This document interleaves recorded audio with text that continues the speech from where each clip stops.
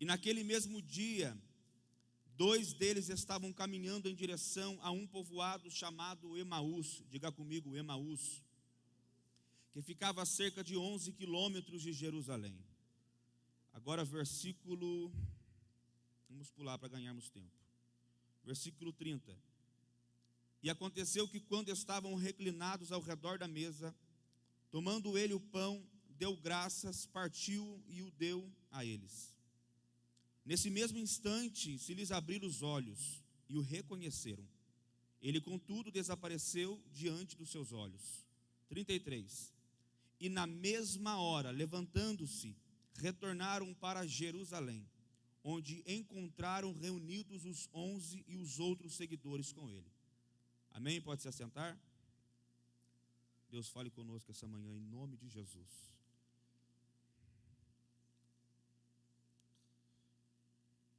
Após Jesus ser traído por Judas, Jesus ele é submetido a ser interrogado por alguns partidos religiosos e políticos, sendo estes Anás, Caifás, Pilatos, Herodes. Volta para Pilatos, Pilatos lava suas mãos e entrega Jesus a ser crucificado. A multidão que aplaudiu Jesus está dizendo: solte a Barrabás, mas crucifica a Jesus. Enquanto Jesus passa por todo esse tipo de interrogatório, ele leva tapa na cara, leva guspe na cara, rasgam as suas vestes, trocando suas vestes com o fim de zombar da sua fé e de toda a sua ideologia. Enquanto Jesus está levando todo tipo de açoite, de afronta contra os seus irmãos, nacionalmente falando, os discípulos começam a se dispersar. E quando Jesus está na cruz, cravado naquela cruz, os discípulos, na mentalidade deles, a cruz era o ponto final. Tudo o que Jesus havia prometido, semeado, ensinado e falado, eles não conseguiram compreender.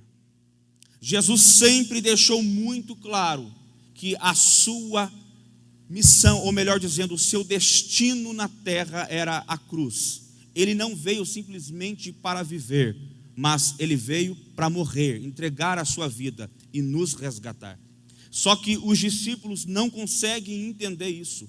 Tão verdade que após Jesus morrer, ser colocado ao sepulcro, em João capítulo de número 21, a Bíblia diz que Simão Pedro, ele vai voltar à prática da sua velha vida que ele já vivia antes de conhecer Jesus.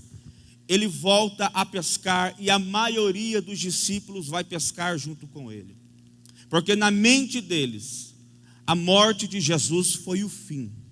E tudo que eles receberam de promessa, de palavra profética, caiu por terra e acabou. Ponto final. Uma frustração religiosa, uma frustração e uma decepção inundou a alma dos amigos de Jesus.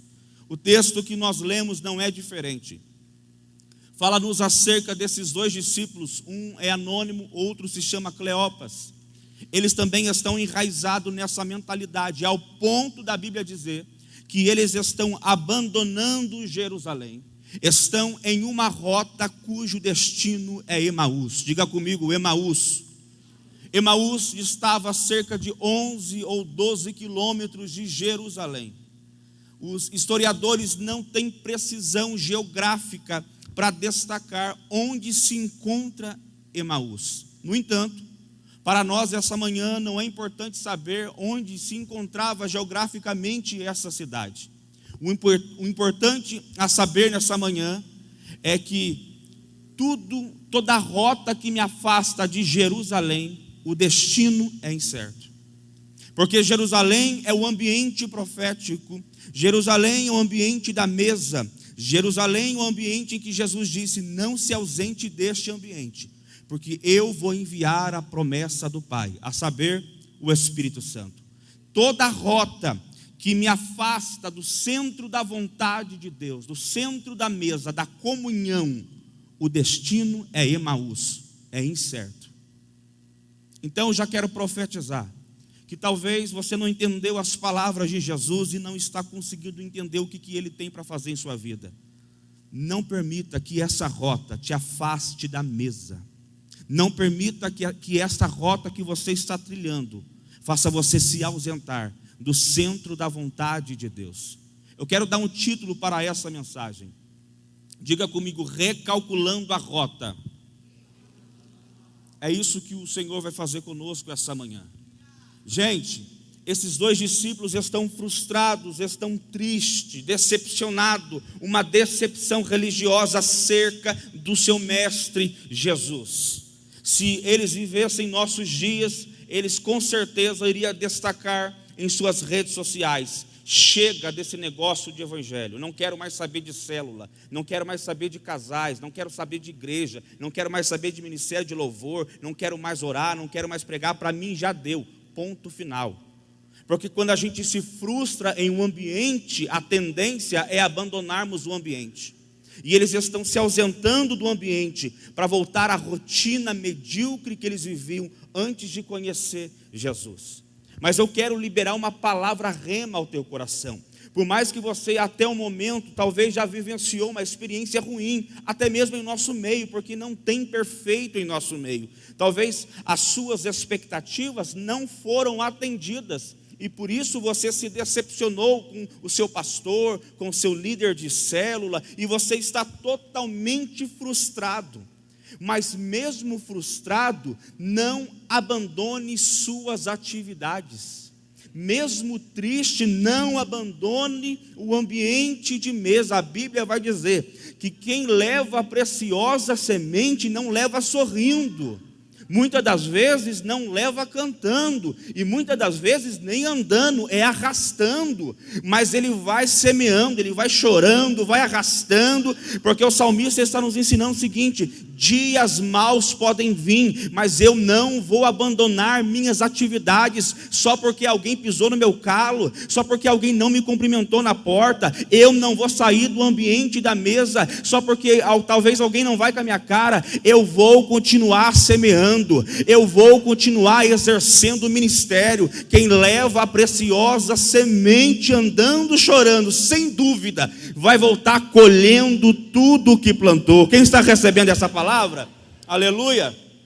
Escute, eles estão andando nessa rota cujo destino é Emaús, esses dois discípulos, e eles estão discutindo. Você viu? Jesus se dizia o cara, o Filho de Deus, mas ele morreu.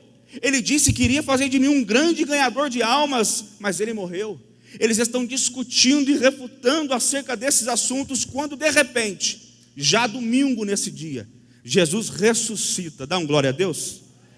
E quando eles estão discutindo, a Bíblia diz que Jesus se aproxima deles e começa a andar com eles. Que privilégio, irmãos. Só que eles estão tão frustrados que a frustração cegou. Eles não têm percepção de entender que Jesus é quem está se aproximando deles. Não bastasse se aproximar, Jesus está caminhando com eles. Porém, estão cegos. É isto que a frustração, que a decepção faz com a gente. A decepção nos cega ao ponto de não ter percepção da presença de Jesus em nosso lado. E muitas das vezes a gente fica questionando o culto. Hoje o culto não está bom, o clima está baixo, o ministério de louvor parece que está muito frio, está muito gelado. Só que Jesus está do seu lado e essa frustração está te cegando. Você pensa: ele me abandonou, ele me deixou a escanteio, me deixou de lado. Só que na verdade Jesus está do seu lado. É você que não está conseguindo entender que essa tristeza está levando você para fora da presença de Deus. Você está valorizando mais a ferida do que o poder do Espírito Santo de curar a sua alma.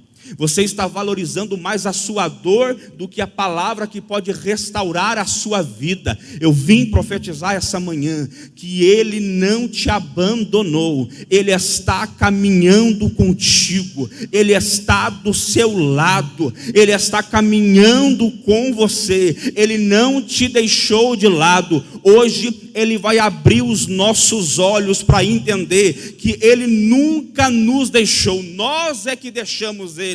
Esquecemos de orar, esquecemos de meditar na palavra, mas assim te diz o Senhor: eu não te abandonei, eu seguro na sua mão, eu te sustento, eu caminho contigo.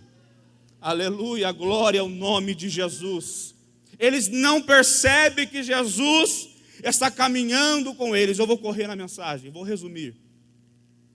A pergunta é: por que eles se frustraram? Porque Jesus sempre foi muito claro em dizer que Ele veio para morrer. Jesus não enganou ninguém. Só que o problema dos discípulos, eles andavam com Jesus, se reuniam em volta da mesa com Jesus, ouvia as palavras de Jesus, porém davam ouvidos às interpretações proféticas dos fariseus. E eles interpretavam a Bíblia diferente de Jesus. Como assim, Lucas? Porque eles interpretavam a Bíblia, o Antigo Testamento, dizendo o seguinte: o Messias vai vir, só que quando ele vier, ele vai ser um líder militar, para restaurar Israel e destruir Roma. Só que Jesus deixou muito claro: gente, eu não vim para viver, eu vim para morrer. Eu preciso passar naquela cruz, eu preciso padecer, para que então eu venha ressuscitar e entrar na minha glória e enviar a promessa do Pai. Só que eles não entenderam. É a mesma coisa que acontece com a gente. Todo culto tem palavra, tem ensino, palavra, ensino, e muitas das vezes nós preferimos ouvir o que o mundo está dizendo do que o que Deus está colocando sobre nós, que sai deste altar. É o pastor pregar, ensinar, e nós saímos daqui, o diabo confunde a nossa mente e nós damos mais crédito com aquilo que o mundo está pregando. Aí gera confusão. Escute, Gênesis capítulo 13, 3. Adão recebe a revelação e a ordem de Deus. Adão transmite para Eva. Satanás vem e tenta quem? Tenta quem? Eva. Olha a estratégia do diabo, querido. Porque ela ouviu dizendo o seguinte: não coma daquele fruto. Aí Satanás vem e diz: foi assim que Deus disse? Ela: sim, a gente não pode comer, porque senão a gente vai morrer. E o diabo diz: não, vai morrer nada. Até parece que você vai morrer. Você vai ficar igualzinho Deus, ó, vai ficar chique. Está vendo a estratégia do inimigo? Você vem na igreja para ouvir a palavra, e quando você sai daqui, ele quer corromper a palavra que você ouviu. E quando você não entende, vem um maligno, que é a ave, em Mateus 13, pega a semente, e você não entende a palavra. Esta é a mesma estratégia que o diabo usou em Mateus capítulo 4. Ele usa versículos isolados para tentar Jesus. Porque versículos isolados, fora do contexto, gera heresia. E através das heresias que nascem seitas e nascem confusões. Ele começa a recitar um versículo, só que Jesus rebate o versículo dele usando a Bíblia. Porque a Bíblia não tem só 27 livros, tem 66 livros. Bíblia, Biblion, pequenos livros, coleção de pequenos livros. Então eu não posso pegar uma parte da Bíblia e fazer dessa parte uma verdade absoluta, ignorando as demais. Eu tenho que ter uma macro, uma visão global da Bíblia, porque Gênesis também é palavra de Deus, amém? E o diabo vem com textos isolados para confundir os filhos de Deus. Olha o que vai dizer em Lucas capítulo 10, versículo 25. Um doutor da lei veio tentar Jesus e disse: bom mestre, o que nós precisamos fazer para herdar a vida eterna? E Jesus vai responder a sua pergunta, fazendo duas perguntas. Primeiro, o que está escrito na lei? Ou seja, qual é o maior mandamento? Segunda pergunta, como lês? Como interpretas? O mestre da lei só vai responder uma: amar a Deus sobre todas as coisas, toda a sua força, todo o seu entendimento, e o próximo como a ti mesmo. Jesus coloca um ponto final. Não respondeu as duas perguntas? Então, faça isso e viverás. Só que ele continua tentando Jesus. Aí Jesus vai explicar. Jesus, ele lê o texto, interpreta o texto e vai aplicar o texto. Ele vai contar a parábola do bom samaritano. O sacerdote que passa do lado de alguém que foi espancado, que foi assaltado. Só que o sacerdote tem compromisso na obra. Então, eu amo a Deus, mas deixa o próximo caído. O levita passa. Opa, estou atrasado, preciso ir na igreja. Deixa o próximo caído. Escute o que eu vou dizer. As nossas crenças determinam as nossas práticas. O que eu entendo da Bíblia é o que eu vivo. Então, para os judeus, é ficar no templo, cuidando da obra de Deus. Mas se alguém cair do meu lado, não, eu tenho que fazer a obra de Deus. E Jesus mostra que é Deus, mas também cuidar da pessoa que está caída do nosso lado. Porque as minhas crenças determinam a minha prática. Você quer ver só que muitas coisas o diabo quer confundir a nossa mente? Vou mostrar na Bíblia para vocês. Salmo de número 23, verso 1. O Senhor é o meu pastor. Existem versões, irmão, eu nem queria falar isso, mas vou falar. Escute o que eu vou dizer para não me interpretar errado. A Bíblia, ela é infalível. Não há nenhum tipo de erro nela. Tem pastor que fala que precisa ser atualizada. Esse pastor, infelizmente, decaiu da graça. A Bíblia é suficiente. Porém, o pastor estuda hebraico, ele sabe disso muito melhor do que eu, que quando foi trazer para a nossa língua, que é o português, não tem como trazer com exatidão. Não tem como. Quem aqui, até do inglês para o português, às vezes tem uma palavra que não tem como traduzir corretamente. Imagina do hebraico antigo. Não tem original, só tem manuscrito. Então, muitas versões teve erro. Eu repito, a Bíblia não tem erro. Quem está entendendo diz glória a Deus. Existe erro editorial. Se tiver algum professor de português aqui, quando pega para ler assim, ele vê que às vezes tem vírgula onde não deveria ter, e assim por diante. Porque são erros editoriais. Então, tem uma versão que diz: o Senhor é o meu pastor, nada me faltará. Se eu interpretar este versículo, eu vou fugir da realidade do versículo hebraico. Porque quando eu digo: o Senhor é o meu pastor e nada me faltará, eu estou dizendo o seguinte: Ele é meu pastor e eu nunca saberei o que é ser desempregado. Eu nunca vou passar por luta. Porque, ou seja, Ele é meu pastor, não haverá luta para mim. Só que a Bíblia não está dizendo isso. O Senhor é o meu pastor, de nada tenho falta. Muda o sentido. Ou seja, eu posso até ser mandado embora, mas eu tenho um pastor que não vai me abandonar. Aqui está falando de coisas eternas. As transitórias vai passar, mas Ele é o meu pastor. Ele não vai me abandonar. Eu posso até contrair uma enfermidade, mas Ele não vai me abandonar. Eu posso ser mandado embora, perder o cargo, mas Ele é o meu pastor. E eu estou num nível de gozo que eu já não tenho mais falta de nada, porque a presença dEle é suficiente na minha vida. E para a gente correr, só mais um versículo. Mais dois, melhor dizendo. A Bíblia diz: buscai em primeiro lugar o reino de Deus e a sua justiça, e estas coisas vos serão acrescentadas. Texto e contexto. Quando Jesus disse isso, a gente precisa interpretar o texto dentro do contexto. E o que o contexto disse? Jesus dizendo: não fiquem quietos, não fiquem ansiosos, porque quem busca o reino em primeiro lugar, não vai faltar duas coisas. O quê? O que vestir e o que comer. E quando a gente vê esse versículo, a gente abrange tudo, mas dentro do contexto é: busque o reino, porque eu vou suprir suas necessidades. Um outro versículo famoso, que é o mais espetacular, Romanos, esse versículo eu não memorizei, Romanos 8, 28. Olha o que diz: sabemos que todas as coisas cooperam para o bem. O que a gente pensa quando ouve esse versículo? Ou seja, tudo vai cooperar para mim, ou seja, só vitória, só bênção, só milagre. Mas para eu interpretar esse texto, eu preciso ver o contexto. O contexto é o que vem antes ou depois. Passa para o 29, para a gente entender. 29. Olha o que diz o 29. Olha a interpretação, como não é difícil. Porque os que dantes conheceu, também os predestinou para serem conformes à imagem de seu. Pegou? Então todas as coisas cooperam para isso. Seja luta, seja bênção, seja paulada, seja prova, seja a falsidade, coopera para quê? Para que a imagem do Filho seja colocada em mim. Está pegando?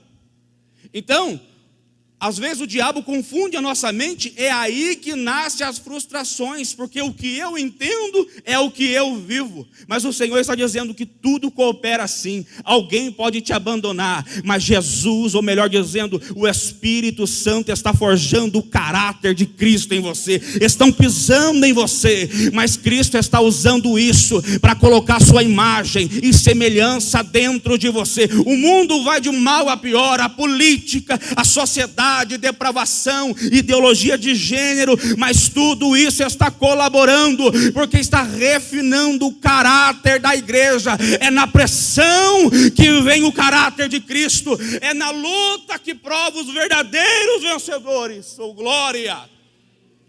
Então é por isso que eles se frustraram. Por que, Lucas? Porque entenderam Jesus errado. E quantas pessoas nas igrejas que se assenta em volta da mesa com Jesus, está entendendo os propósitos de Jesus de forma errada, estão se frustrando, estão abandonando a fé. E olha o que Jesus vai fazer. Jesus vai corrigir o percurso desses dois discípulos, porque eles estão caminhando. Não, eu vou para Emaús, chega de igreja, chega de Jesus, chega de pastor. E Jesus se apresenta a eles. E Jesus começa a dizer que ele vai começar a ensinar as escrituras a partir de Moisés e mostrar para eles que eles entenderam errado, e que a partir de Moisés ele começa a ensinar que era necessário ele morrer. É como se nós estivéssemos caminhando com Jesus, e ele percebe que há algumas estruturas em nós que têm digitais do mundo, mentiras, fascismo, todo tipo de barreira, e o Espírito Santo vem e começa a destruir quem somos. E quando ele começa a destruir quem somos, destruir a nossa identidade mundana da velha natureza, depois ele começa a construir em nós a nova natureza, a natureza de Cristo. É isso que o Espírito Santo está fazendo nesses dois discípulos através de Jesus. Está mostrando a eles que eles entenderam errado. E ele está caminhando, já vou encerrar. Ele está caminhando e chega perto da sua casa. E Jesus dá sinal que está caminhando para mais longe. E eles convidam Jesus. Jesus, já é tarde, entra aqui com a gente, vamos sentar à mesa. E a Bíblia diz que Jesus, ele entra, a mesa está pronta, estava preparada, ele se assenta, e Jesus, ele pega o pão. E antes de partir o pão, eu preciso lhes dizer, a última ceia de Jesus, em Mateus 26, eu acho, Jesus fez a sua última ceia com os seus discípulos. Ele disse aos seus amigos: um de vós é o diabo e vai me trair. Escute, qual foi, Lucas, a motivação de Judas ao trair Jesus? Judas não traiu Jesus para ver Jesus na cruz, para ver ele morrendo.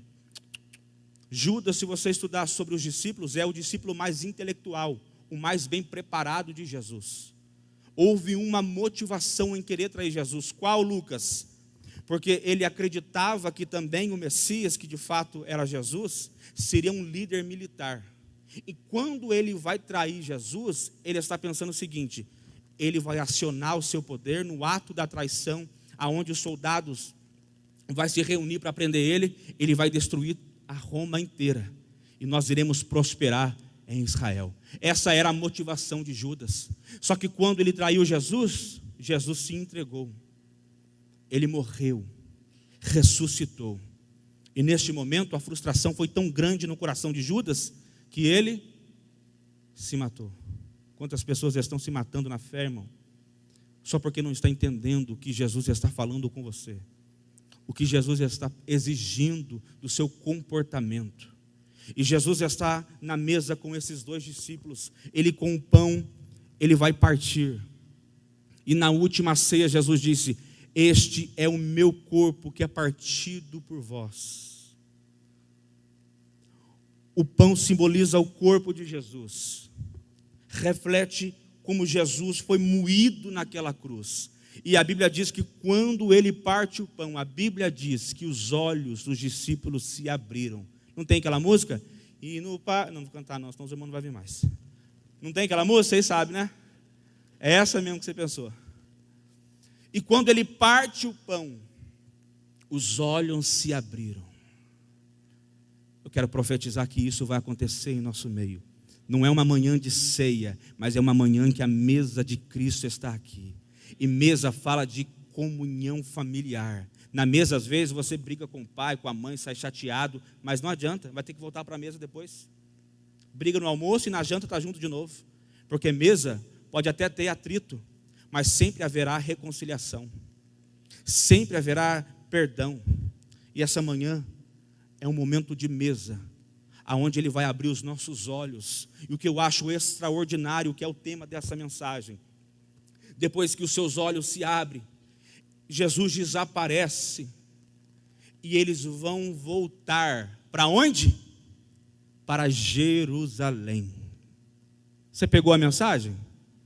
Eles estão indo para Emaús. Jesus mostrou que eles estão errados, e mostrou a maneira certa. Chegou na sua casa, os olhos se abriram, ou seja, já andou de GPS? Aquela voz de Google com o centro errado? Recalculando a rota. Aí você volta. É tempo de recalcularmos a nossa rota e voltarmos para o centro da vontade de Deus.